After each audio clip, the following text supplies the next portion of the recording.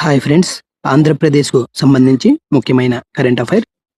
ఇటీవల ఆంధ్రప్రదేశ్‌లోని ఏ జిల్లాలో భారతదేశపు మొట్టమొదటి 5వ తరం స్వదేశీ స్టెల్త్ యుద్ధ విమానాల advanced medium combat aircraft AMCA ప్రాజెక్టుకు ఆంధ్రప్రదేశ్ సీఎం చంద్రబాబు నాయుడు మరియు కేంద్ర రక్షణ మంత్రి రాజ్నాథ్ సింగ్ గారు ఎక్కడ భూమి పూజ చేశారు? ఆన్సర్ శ్రీ సత్యసాయి జిల్లా పుట్టపర్తిలో మే 5, 2026 తేదీన 5th జనరేషన్ స్టెల్త్ యుద్ధ విమాన తయారీ కేంద్రానికి 15,803 కోట్ల భారీ వ్యయంతో ప్రాజెక్టుకు శంకుస్థాపన చేశారు.